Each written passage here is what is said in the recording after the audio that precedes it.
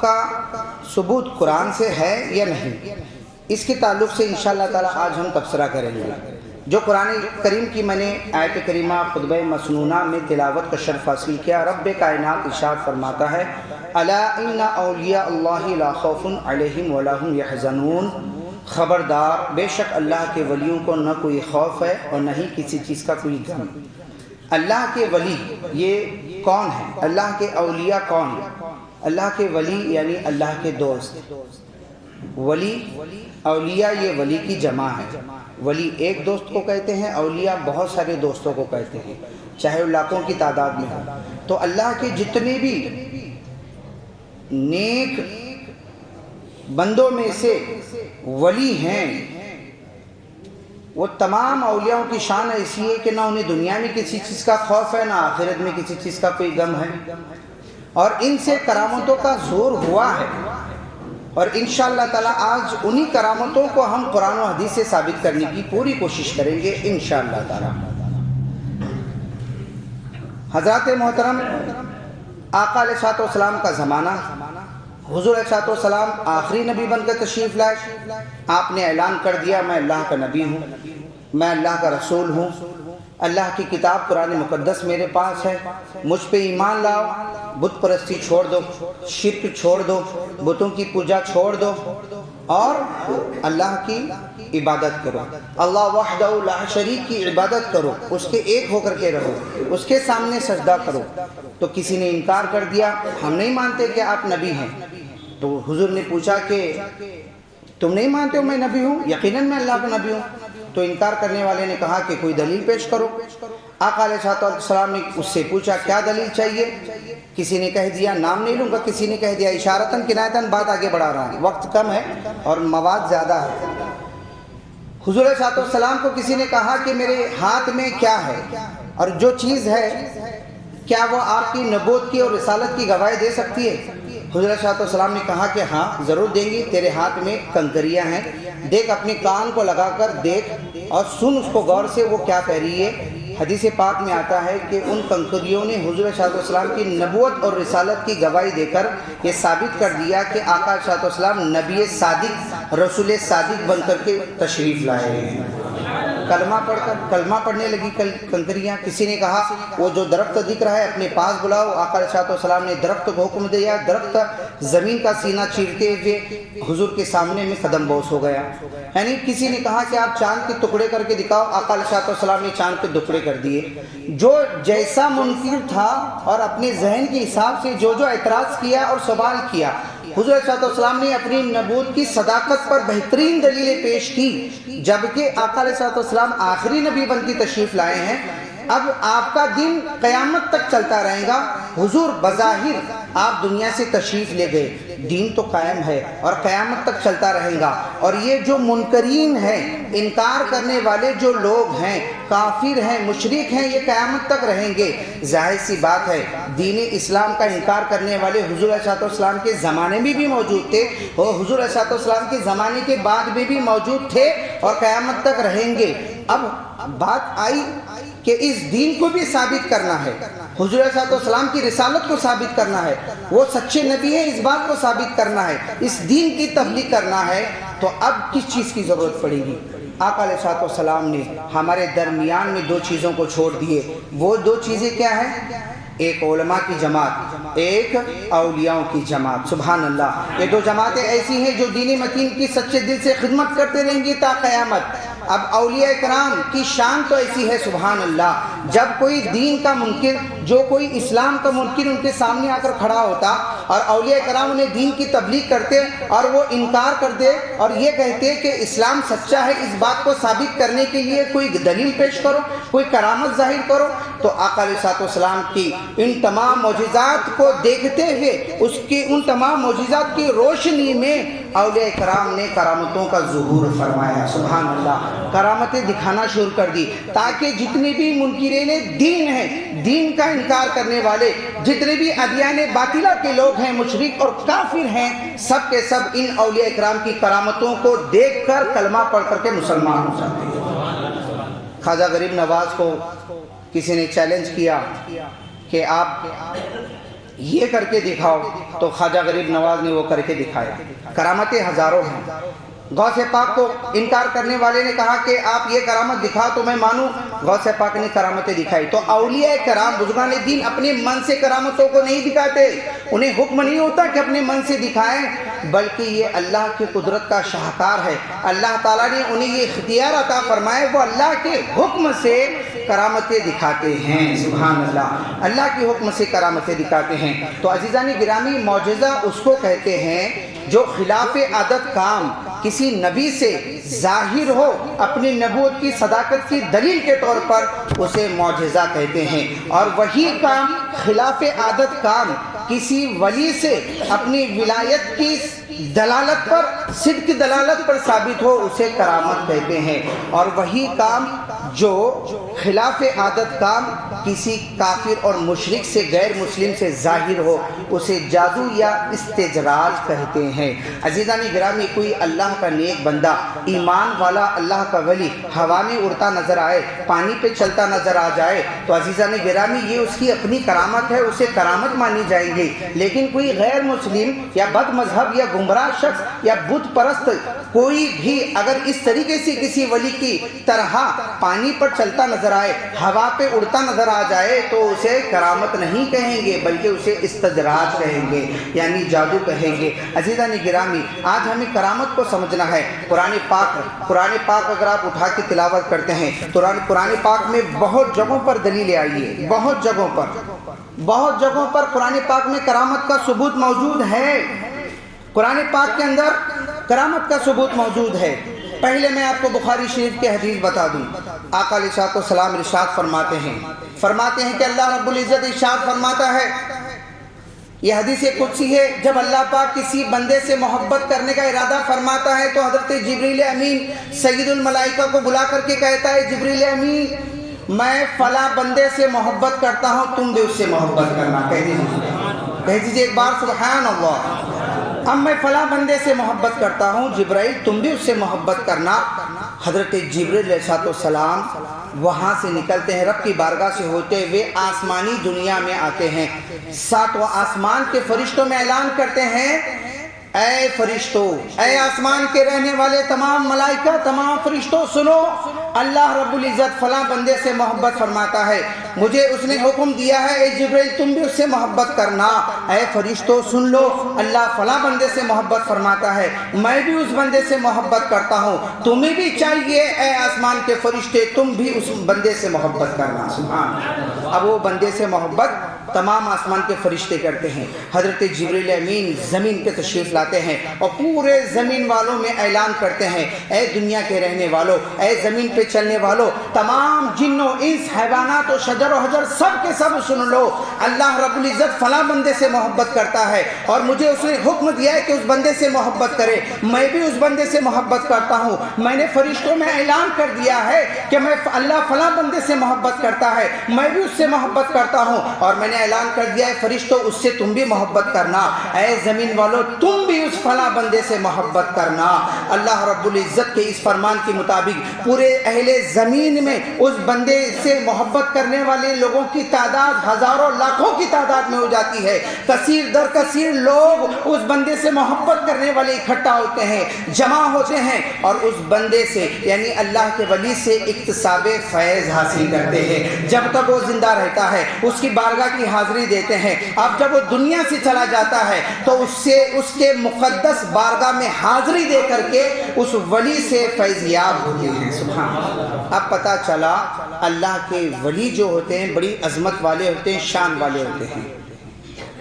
اب یہ تو میں نے ایک ولی کی شان بتائی، اللہ سے اس بندے کا ربط اور محبت کیسے ہے؟ وہ عبادت کرنے کی وجہ سے، نوافل کی کثرت کے بنا پر، فرائض کی پابندی کی بنا پر رب تبارک و تعالیٰ نے اعلان فرما دیا۔ تو پتہ چلا جو بندہ صدق دل سے اخلاص للہیت کے ساتھ رب کی عبادت اور ریاضت کرتا ہے، اس کے احکام پر عمل کر کے زندگی گزارتا ہے، یقیناً وہ اللہ کے بارگاہ میں مقرب بن جاتا ہے۔ اب یہ تو ہوا ولی کی شان و عظمت۔ اب قرآن پاک آپ اٹھائیے گا، سورہ آل عمران 3 پارہ ہے۔ سورہ آل عمران کے اندر حضرت عیسیٰ علیہ السلام کی والدہ ماجدہ حضرت مریم رضی اللہ تعالی عنہا کا ذکر ہے۔ حضرت مریم علیہ السلام بھی کہتے ہیں، جبکہ علیہ السلام انبیاء کرام کے لیے خاص ہے۔ تو حضرت مریم رضی اللہ تعالی عنہا کے والد کا نام عمران تھا، ان کے والدہ کا نام حنا تھا۔ بڑے نیک لوگ تھے، پرہیزگار تھے، بیت المقدس فلسطین میں رہا کرتے تھے۔ حضرت حنا نے یہ منت مانگی جب وہ حمل سے ہو گئی، یا اللہ عز و جل، جو میرے پیٹ میں ہے جب یہ پیدا ہو جائے تو میں بیت المقدس کی خدمت کے لیے اس کو معمور کر دوں گی۔ جب 9 ماہ 9 دن گزر گئے تو حضرت مریم رضی اللہ تعالی عنہا پیدا ہو گئی۔ سبحان اللہ۔ اب لڑکا پیدا ہونے کا ان کے ذہن میں تھا، لڑکی پیدا ہو گئی۔ چونکہ نظر مانی تھی، منت تھی، اسی لیے انہوں نے تمام بیت المقدس کے عالموں اور فاضلوں اور خدمت گزاروں کو جمع کر کے کہا کہ میری منت ایسی تھی کہ میں اس کو بیت المقدس کی خدمت پہ رکھنا چاہتی تھی۔ تو اس زمانے میں جو ولی تھے، وہ نبی تھے، اور بیت المقدس کے تمام خدام اور تمام علماء کے جو امیر تھے وہ حضرت سیدنا زکریا علیہ السلام تھے۔ چونکہ وہ حضرت مریم علیہ السلام، مریم رضی اللہ تعالی عنہا کی کیا کرتے تھے؟ خالو لگتے تھے۔ انہوں نے حضرت مریم کو اپنی پرورش میں لیا، اور ان کی پرورش کے لیے بیت المقدس کے اندر ہر جگہ ایک ایک روم بنے ہوئے تھے، مردوں کی عبادت گاہیں الگ تھی۔ تو بیت المقدس کے اوپر بالائی منزل میں انہوں نے ایک محراب کی شکل میں کمرہ بنایا، اور اس میں حضرت مریم علیہ السلام کو رکھا، اور روزانہ ان کی پرورش کے لیے دیکھ بھال کیا کرتے تھے، ان کے کمرے میں جایا کرتے تھے، سوائے حضرت زکریا کے اس کمرے میں اور کوئی نہیں جاتا تھا۔ قرآن اٹھائیے 3 پارہ سورہ آل عمران کے اندر یہ واقعہ درج ہے۔ حضرت مریم علیہ السلام اور بچوں کی طرح دھیرے دھیرے بڑی نہیں ہوئی تھی، اللہ کے فضل سے دیکھتے دیکھتے بڑی ہو گئی، اور عبادت و ریاضت میں مصروف ہو گئی۔ حضرت زکریا علیہ السلام کی عادت مبارکہ روزانہ کا آپ کا یہ معمول تھا کہ کھانا اور پانی دینے کے لیے حضرت سیدنا زکریا صبح اور شام حضرت مریم رضی اللہ تعالی عنہا کے کمرے میں جایا کرتے تھے، اور وہ کمرہ مقفل تھا، تالے سے بند تھا، کسی اور اجنبی مرد کو وہاں جانے کی اجازت نہیں تھی۔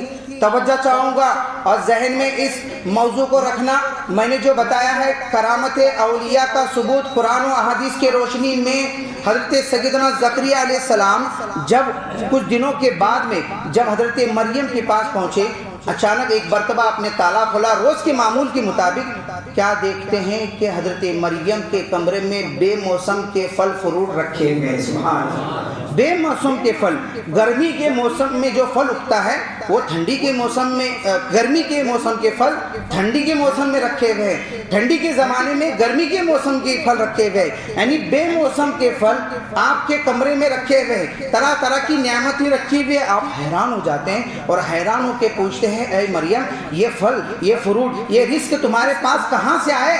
قرآن کہتا ہے حضرت مریم نے عرض کیا، اے سیدنا زکریا علیہ السلام خالو جان، یہ فر ہوا من عند اللہ، ان اللہ یرزق من یشاء بغیر حساب۔ یہ جو رزق تم دیکھ رہے ہو، یہ جو بے موسم کے پھل تم ملاحظہ فرما رہے ہو، اے سیدنا زکریا علیہ السلام، یہ اللہ کی طرف سے آتے ہیں۔ بے شک اللہ تعالیٰ بے حساب رزق عطا کرنے پر قدرت رکھتا ہے۔ سبحان اللہ۔ اب اس آیت کریمہ سے پتہ چلا حضرت مریم رضی اللہ تعالی عنہا نبی نہیں تھی بلکہ ایک ولیہ تھی۔ سبحان اللہ۔ یہ قرآن سے ان کی کرامت کا ظہور ثابت ہوتا ہے، قرآن سے، کہ اولیاء کرام سے کرامتوں کا ظہور ہونا حق ہے۔ حضرت مریم کے پاس میں بے موسم پھل آنا، طرح طرح کی نعمتیں آنا، رزق آنا، یہ کیسے ہو سکتا ہے؟ انہوں نے بتائی یہ اللہ کی طرف سے ہے۔ پتہ چلا اولیاء اللہ، اولیاء کرام اپنے من سے کوئی چیز ظاہر نہیں کرتے، جو بھی ظاہر کرتے ہیں اللہ کے حکم سے ظاہر کرتے ہیں، اللہ کی عطا سے ظاہر کرتے ہیں، اللہ کی قدرت سے ظاہر کرتے ہیں، اللہ کی طاقت سے ظاہر کرتے ہیں۔ جب جب انہیں حکم الہی آتا ہے وہ کرامتوں کا ظہور کرتے ہیں۔ سبحان اللہ۔ اب حضرت مریم رضی اللہ تعالی عنہ کی یہ کرامت تھی کہ ان کی یہاں بے موسم کے پھل آتے تھے۔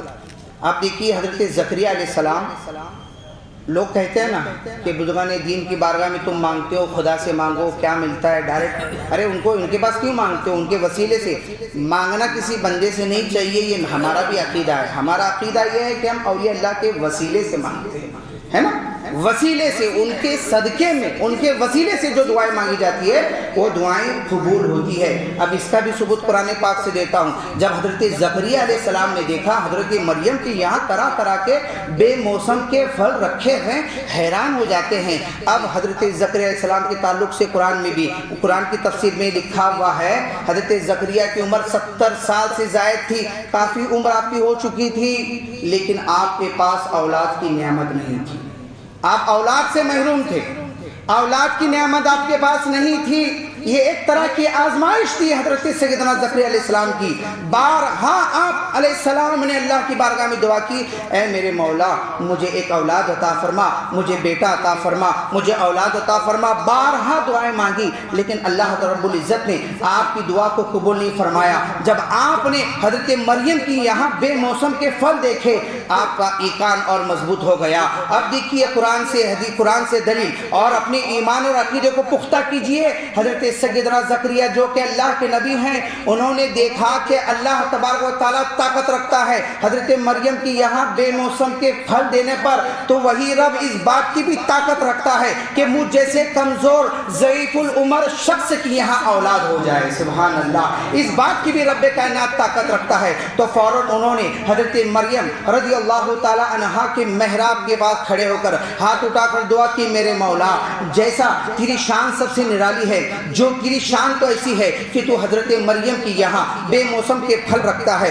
بے موسم کے رزق رکھ دیتا ہے، طرح طرح کی نعمتیں عطا کرنے پر تو قدرت رکھتا ہے۔ اے میرے مولا میرا ایمان ہے کہ اس ضعیف العمر شخص کو بھی تو اولاد کی نعمت سے مالا مال کرے گا، مجھے ایک بیٹا عطا فرما، مجھے نیک بیٹا عطا فرما۔ قرآن کہتا ہے جیسی انہوں نے دعا کی، اللہ کی یہاں وہ دعا قبول ہو گئی۔ حضرت مریم کے وسیلے سے جو دعا مانگی تھی وہ دعا قبول ہو گئی، باب استجابت سے دعا ٹکرا گئی، دعا قبول۔ رب کائنات نے فرشتوں کو حکم دیا، جاؤ میرے نبی کی بارگاہ میں خوشخبری سنا دو، اور خوشخبری سنا دو، کہہ دینا اللہ تمہیں ایک نیک بیٹے سے مالا مال فرمانا چاہتا ہے، اور اس کا جب بیٹا پیدا ہو اس کا نام رکھنا حضرت یحییٰ۔ سبحان اللہ۔ تو حضرت زکریا وہ بھی نبی، اللہ کی یہاں انہوں نے حضرت مریم کے وسیلے سے دعا کیا، دعا قبول ہو گئی، اللہ نے ان کی یہاں حضرت یحییٰ کو پیدا فرمایا۔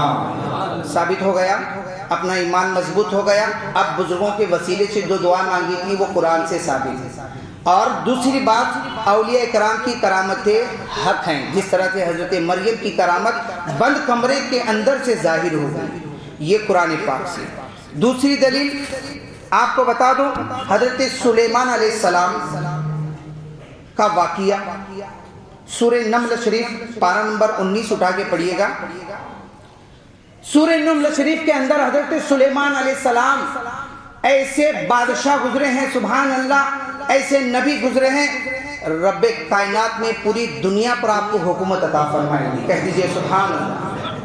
پوری دنیا پر حکومت صرف انسانوں اور جناتوں پر نہیں، بلکہ چرند پرند حیوانات جمادات ہوا پانی پر بھی آپ کی حکومت ہے۔ سبحان اللہ۔ ایسے نبی حضرت سلیمان علیہ السلام اگر ہوا کو حکم دے دے کہ مغرب کی طرف نہیں مشرق کی طرف دوڑنا شروع کر، ان کے حکم سے ہوا پلٹ جاتی تھی مشرق کی جانب۔ اگر وہ حکم دے دے ہوا کو شمال کے جانب نہیں جنوب کی طرف بھگا کر، تو فوراً ہی جو ہے ہوا کا اپنا رخ لے لے، تو ہوا جو ہے مشرق سے نکل کر مغرب کی طرف اپنا رخ لیتی تھی، شمال سے نکل کر جنوب کی طرف رخ لیا کرتی تھی۔ کہنے کا مطلب یہ ہے کہ حضرت سلیمان علیہ السلام ایک ایسے اللہ کے نبی گزرے ہیں جنہیں ہر چیز پر اللہ تعالیٰ نے حکومت کا قبضہ عطا فرمایا تھا، اختیار عطا فرمایا تھا۔ اس زمانے کی بات ہے، اتنے اولو العزم پیغمبر کے زمانے کی بات ہے کہ اس زمانے میں صرف حضرت سلیمان کی حکومت تھی پوری دنیا پر۔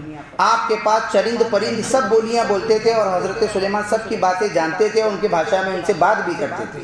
آپ کے یہاں ایک پرندہ تھا، وہ تھا ہدہد۔ اس کا کام تھا جب بھی حضرت سلیمان لشکر لے کر زمین پہ چلتے، اس کا کام تھا آگے جاتا اور زمین کی طرف آسمان سے اڑتے ہوئے زمین کی طرف دیکھتا۔ اللہ نے وہ نظر میں اس کی تاثیر پیدا فرمائی تھی کہ زمین کی طرف دیکھتا، زمین میں کہاں پانی اور کہاں خزانہ ہے اس کے آنکھوں سے پتہ چلتا تھا۔ پرندے میں جب یہ تاثیر ہے تو اللہ کے ولیوں کی نظر میں کیسی تاثیر ہوگی؟ اللہ کے ولیوں میں یہ تاثیر ہے تو اللہ کے نبیوں کی نظر میں کیسی تاثیر ہوگی؟ اب اس کا ایک کام تھا اب وہ اڑتے اڑتے ایک مرتبہ گیا اور ملک یمن پہنچا.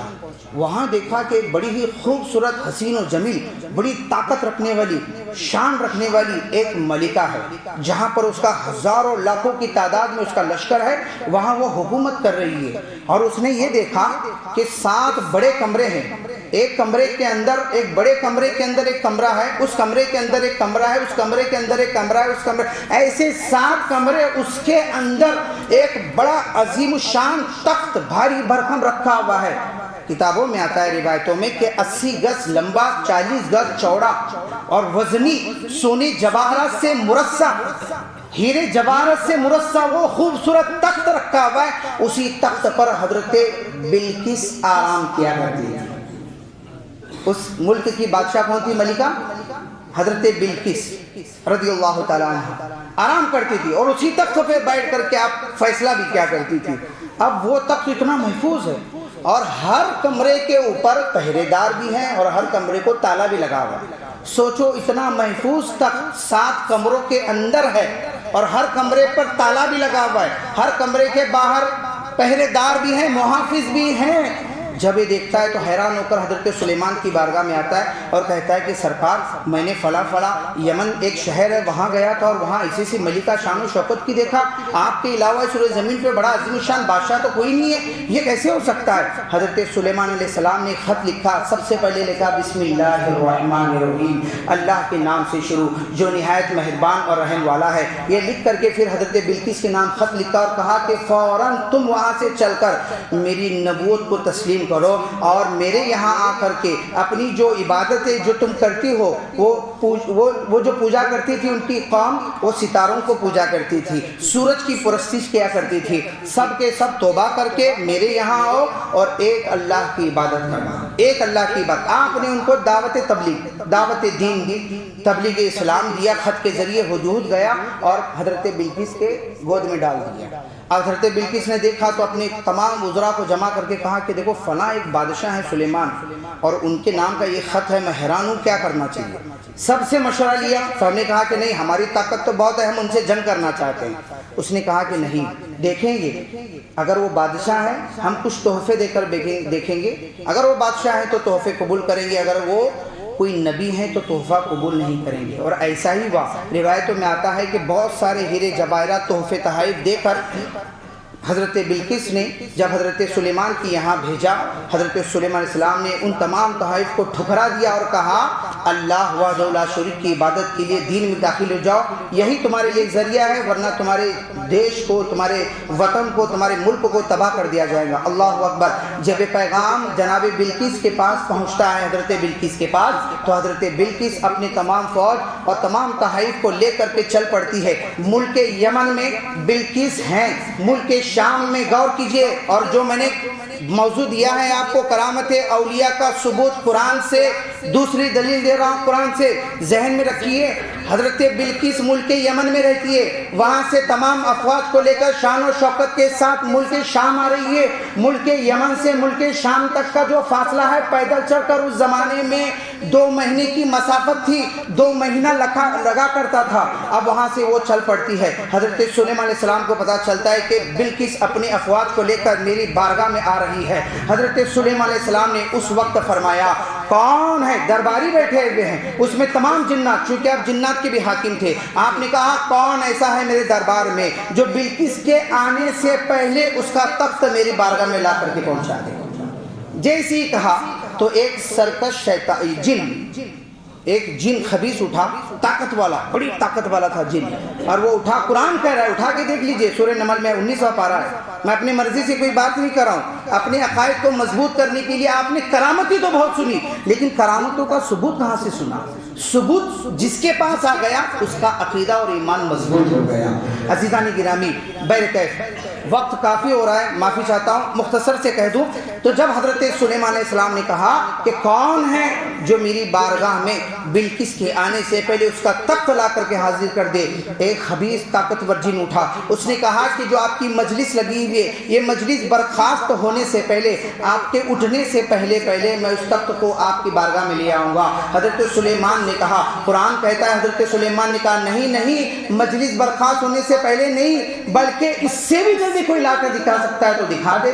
اب اللہ کا ایک ولی وہاں بیٹھا ہوا تھا، ان کے وزراء میں سے ایک وزیر جس کا نام حضرت آصف بن برقیہ رحمۃ اللہ تعالیٰ علیہ، وہ اٹھتے ہیں، ان کے پاس کتاب کا علم تھا، وہ اسم اعظم جانتے تھے، وہ اٹھ کر کے کہنے لگے اے سیدنا سلیمان علیہ السلام، اے اللہ کے نبی، میں آپ کی بارگاہ میں اس سے کہیں جلدی لا کر کے وہ تخت بلقیس کو حاضر کر دوں گا۔ پوچھا کب تک لا سکتے ہو؟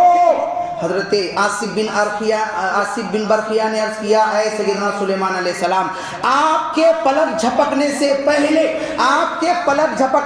پہلے میں تخت بلقیس کو آپ کے بارگاہ میں حاضر کر دوں گا۔ سبحان اللہ۔ قرآن اٹھائیے سورہ نمل، اس میں یہ ذکر ہے، جب اس نے یہ جملے کہے وہ ذکر بھی وہاں اس کے اندر موجود ہے، ان کے جملوں کو بھی لکھا گیا ہے۔ اللہ نے فرمایا ہے، اب دیکھتے ہی دیکھے حضرت سلیمان علیہ السلام نے دیکھا اپنی پلک، حضرت سلیمان علیہ السلام نے ابھی پلک جھپکے نہیں تھے، حضرت آصف بن برقیہ اسم اعظم کو پڑھ کر اللہ نے جو ان کو کتاب کا علم دیا تھا، جو طاقت روحانیت عطا فرمائی تھی، اپنی کرامت کے ذریعے ملک یمن سے اس 7 کمروں میں بند تخت بلقیس کو حضرت سلیمان کے سامنے ظاہر کر دیا۔ سبحان اللہ۔ یہ کرامت کا ثبوت نہیں تو اور کیا ہے؟ اور کیسی ثبوت چاہیے؟ یہ کرامت کا ثبوت نہیں تو اور کیا ہے؟ حضرت آصف بن برقیہ نے ظاہر کر دیا، ثابت کر دیا، اللہ کی عطا سے ایک ولی جو چاہے کر سکتا ہے۔ ہمارے پیرانی پیر روشن ضمیر غوث اعظم دستگیر کا فرمان ہے، قصیدہ غوثیہ اٹھائیے، اس میں لکھا ہے نظرت الی بلاد اللہ جمعا کخردلۃ علی حکم اتصالی۔ آپ فرماتے ہیں میں دنیا کے تمام شہروں کو دیکھتا ہوں، اپنے ہتھیلی میں رائے کی دانے کی طرح دکھتے ہیں۔ سبحان اللہ۔ آپ فرماتے ہیں اگر میرا مرید مشرق میں ہو اور میں مغرب میں، اور مشرق سے میرا مرید یا غوث المدد کہہ کے پکارے تو میری مدد اس تک پہنچ جاتی ہے۔ سبحان اللہ۔ یہ اولیاء کرام کی شان ہے۔ حدیث پاک میں آتا ہے کہ جب کوئی بندہ سچے دل سے عبادت و ریاضت کرتا ہے، سچے دل سے عبادت و ریاضت کرتا ہے، نوافل کی کثرت کرتا ہے، تو پیارے آقا علیہ السلام فرماتے ہیں، یہ حدیث قدسی ہے، اللہ رب العزت ارشاد فرماتا ہے کہ جب وہ بندہ میری قربت حاصل کرتا ہے، میں اس کے کان بن جاتا ہوں، کان اس کے ہوتے ہیں، سننا میرا ہوتا ہے۔ سبحان اللہ۔ آگے اللہ ارشاد فرماتا ہے زبان اس کی ہوتی ہے، بولنا میرا ہوتا ہے، آنکھ تو اس کی ہوتی ہے، دیکھنا میرا ہوتا ہے، ہاتھ اس کے ہوتے ہیں، پکڑنا میرا ہوتا ہے، پیر اس کے ہوتے ہیں، جو بھی پیروں سے حرکت کرتا ہے وہ تمام حرکتیں میری عطا سے ہوتی ہے۔ سبحان اللہ۔ اسی لیے بزرگان دین کبھی مٹی کو ہاتھ لگاتے ہیں تو پل بھر میں سونا بن جاتا ہے، ارے در حقیقت وہ اللہ کی عطا سے سونا بن جاتا ہے، کیونکہ حدیث قدسی سے ہے نا کہ جب کوئی اللہ کا نیک بندہ جہاں کہیں دیکھتا ہے، آنکھیں اس کی ہوتی ہے لیکن دیکھنا تو پروردگار کا ہوتا ہے۔ یہ ساری عطا الہیہ ہے جو ایک ولی سے کرامت کے نام پر ظاہر ہوتی ہے۔ ایسی کئی کرامتیں، سینکڑوں ہزاروں کرامتی کتابوں میں موجود ہیں۔ حضرت عمر رضی اللہ تعالیٰ عنہ کے زمانے کی بات ہے، خلیفہ دوم حضرت عمر رضی اللہ تعالیٰ عنہ ایک مرتبہ مقام نہاوند کے اندر ایک لشکر کو جنگ کے لیے بھیج دیتے ہیں، اور اس لشکر کا جو سپہ سالار تھا حضرت ساریہ کو بنا دیتے ہیں۔ حضرت ساریہ وہ لشکر لے کر مقام نہاوند میں جاتے ہیں اور جنگ چل رہی ہے۔ حضرت عمر رضی اللہ تعالیٰ عنہ ممبر رسول پہ کھڑے ہیں، لوگ دیکھ رہے ہیں کہ آپ جمعہ کا خطبہ ارشاد فرما رہے ہیں، جمعہ کا خطبہ حضرت عمر دے رہے ہیں، اور آنکھیں ادھر دکھ رہی ہیں، مقام نہاوند کو بھی حضرت عمر ملاحظہ فرما رہے ہیں۔ حدیث پاک ہے بخاری شریف کی کہ حضرت عمر رضی اللہ تعالیٰ عنہ نے خطبہ دیتے دیتے اچانک میں کہہ دیا یا ساریۃ الجبل، یا ساریۃ الجبل، اے ساریہ پہاڑ کی پشت میں آ جاؤ، پہاڑ کی پناہ میں آ جاؤ، پہاڑ کی طرف آ جاؤ۔ لوگوں نے اچانک خطبے مسنونہ کے درمیان یا ساریۃ الجبل کے جملے سن کر حیران ہو گئے، جمعہ ختم ہو گیا، لوگ کشمکش میں ہیں۔ اب وہاں حضرت ساریہ اسلام اور باطل کے درمیان جنگ لڑ رہے تھے، حضرت ساریہ جنگ جیت جاتے ہیں، پہاڑ کی پشت میں آ کر کے جنگ جیتتے ہیں، اور وہاں سے ایک تاثیر خوشخبری لے کر مدینہ طیبہ مرتبہ آتا ہے جب لوگ اس سے پوچھتے ہیں کہ کیا بات ہے, کیا تم نے جنگ جیتی یا نہیں جیتی, وہ کہنے لگا ہم یقیناً شکست کھانے والے تھے, ہم یقیناً ہارنے والے تھے, ہم ختم ہونے والے تھے. اچانک کسی نے آواز دی یا ساریۃ الجبل, یا ساریۃ الجبل. حضرت ساریہ ہی نے نہیں بلکہ تمام اسلامی فوج نے اس آواز کو سنا, اور سن کر کے ہم نے اپنی پشت کی حفاظت کی اور پہاڑ کے دامن میں آ گئے. اللہ رب العزت نے ہمیں فتح یابی عطا فرمائی, کافروں کو شکست عطا فرمائی. یہ خوشخبری سنا دی انہوں نے. اب اس واقعے سے تب لوگوں کو پتا چلا کہ حضرت عمر تو مدینے میں خطبہ دے رہے ہیں, لیکن دیکھ رہے ہیں دور کی نگاہ مقام نہابد میں حضرت ساریہ جو جنگ چل رہی تھی اس کو بھی آپ ملاحظہ فرما رہے تھے. اب یہ حدیث بخاری سے بھی ثابت ہو گیا کہ کرامت اولیاء برحق ہے, اس میں کوئی شک نہیں. کرامت اولیاء برحق ہے, اس میں کوئی شک نہیں. حضرت عمر رضی اللہ عنہ کی اس میں 4 کرامتیں ہیں. ایک تو دور سے آپ دیکھ رہے ہیں. اب وہی حدیث ذہن میں رکھی ہے کہ اولیاء اللہ کی آنکھیں ہوتی ہے, دیکھنا خدا کا ہوتا ہے. وہ مدینے میں خطبہ دے رہے ہیں, آنکھیں تو عمر کی ہے, دیکھنا تو خدا کا ہے. زبان تو حضرت عمر کی ہے, بولنا خدا کا ہے. دوسری کرامت کہ جتنے بھی اسلامی فوج کے لوگ تھے سب نے آواز سنی, سب نے آواز سنی. اور تیسری کرامت سبحان اللہ, آپ کے اس کہنے سے اللہ پاک نے ان مسلمان کی جماعت کو فتح یابی عطا فرمائی.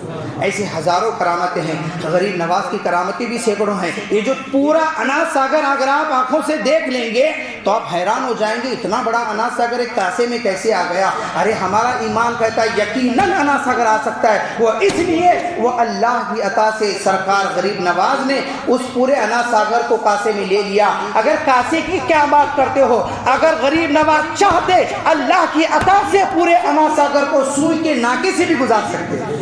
یہ شان رکھتے ہیں اللہ کے ولی. اور کرامتوں کا ثبوت یہ قرآن اور حدیث سے, نص قطعی سے, آثار سے بھی ثابت ہوتا ہے. رب کائنات اپنے حبیب علیہ السلام کے صدقے میں ہمارے کہنے کو قبول فرمائے, ہمارے ایمان و عقیدے کو مضبوط فرمائے. کسی نے کیا ہی خوب کہا ہے, تمنا درد دل کی ہو تو کر خدمت فقیروں کی, نہیں ملتا یہ گوہر بادشاہوں کے خزینے میں, نہ پوچھ ان خلقہ پوشوں کی, ارادت ہو تو دیکھ ان کو یہ دے بیضا لیے بیٹھے ہیں اپنی آستونوں میں. نگاہ ولی میں وہ تاثیر دیکھی, بدلتی ہزاروں کی تقدیر دیکھی. استغفر اللہ ربی من کل ذنب وذنبتہ واتوب الیہ وما علینا الا البلاغ. السلام علیکم ورحمۃ اللہ وبرکاتہ.